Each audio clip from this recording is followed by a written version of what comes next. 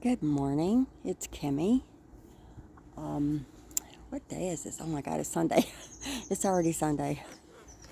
My days are kind of off kilter because I didn't feel well for a couple of days, and then we've still been fighting the mouse fight.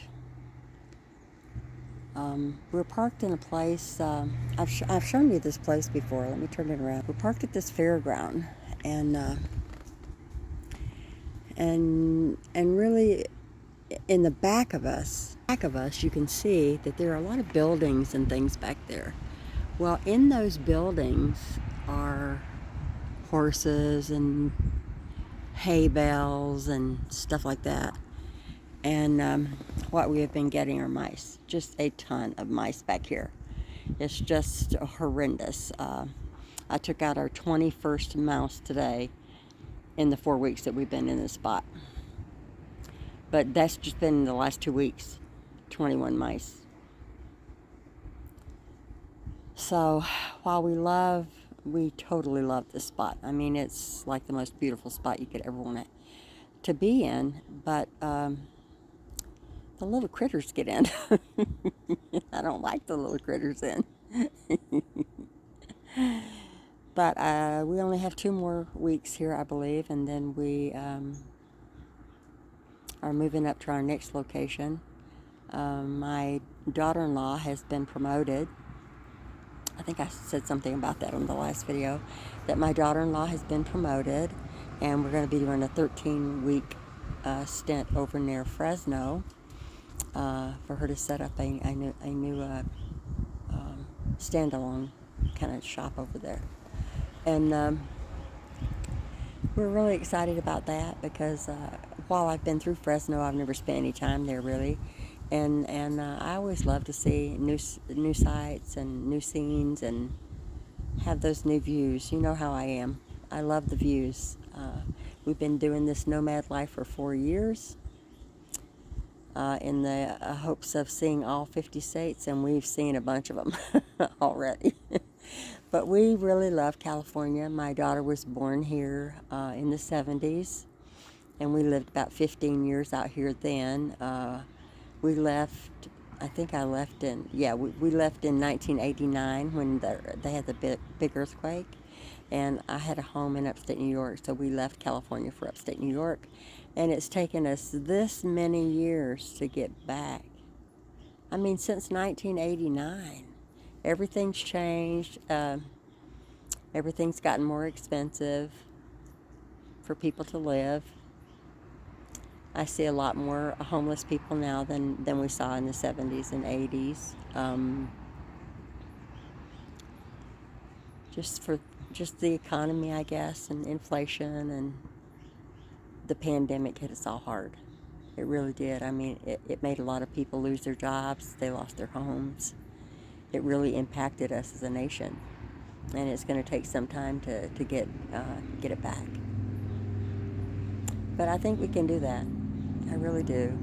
I believe in the Harris-Walz agenda, what they want to do for people. I believe in helping people if we can. I don't look at it as being a handout. I don't look at Social Security as being a handout, or Medicare as being a handout to older people. We worked, we worked and we paid in for our Social Security. I was a nurse, a registered nurse manager. My daughter is a 30-year nurse.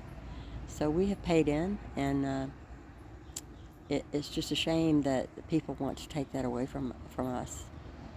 So I hope that this November that we will vote to save our democracy and to save the things that we've paid in for and the way of life that we need to survive. Cutting Social Security is not going to help anybody but the elite. And if Trump gets in office, we're going to have two classes, the elite and everybody else. And that's just the way it is. He is for the rich, and he's not for the poor. I watched the RNC to see if there was anything that I could get behind, and there wasn't. There just wasn't. And then I watched the DNC, and I felt hope for our nation that I hadn't felt in a long time. I hope that you all are having a good Sunday. Sunday is my favorite day of the week. It's the day that Daddy would take us swimming, and he would fish while we swam in cold creeks. Wasn't no pool, just whatever cold creek was around in Florida, in Northwest Florida. We grew up 6 miles from the Alabama line. I loved my home life. We had 130 acres that we just ran amok on, built houses and built tree houses and had animals and it was a real good life after when I was about 12. I've told you about my dad having a drinking problem, and he was really abusive and to my mom, and that's why she had to leave. And it was not a pleasant childhood in that regard. But there were other aspects of it that were really pleasant. Like I had a lot of freedom. I could just roam the 130 acres. We just went everywhere, me and my sister, or my sister and I should say. And my brothers, I had 3 older brothers, but my older sister got married when I was 7. So I was the oldest female in the house, and a lot of the things that taking care of the house fell to me. But I still love Sunday. I always love Sunday because that was Daddy's day off. He worked at the sawmill really hard. I had a big old garden to feed us 6 kids, and but on Sunday, that was the Lord's day, and he would take that day off and of work, but he would take us swimming, and he would fish, and then we would come back. He'd yell at us when it was time to eat, and we'd go and eat the best catfish and hush puppies you ever tasted in your life, made on a 2-burner Coleman stove. And I always appreciated so much that Daddy did that for us, even though he worked so hard and he really had no quality of life, really. All he did was just work in the garden. But you know what? I never, ever heard that man complain. Not one utterance of any complaint in his entire life. He spent his life, that I knew him after he stopped drinking, just being grateful for each day. And that's the way I try to live my life. I try to be grateful for each day. Yes, I have illnesses that are going to take me out one day, but it's not today. Not today. So I'm thankful. I hope you all have a blessed Sunday. I thank you for watching. I thank you for subscribing. God bless you. Bye-bye.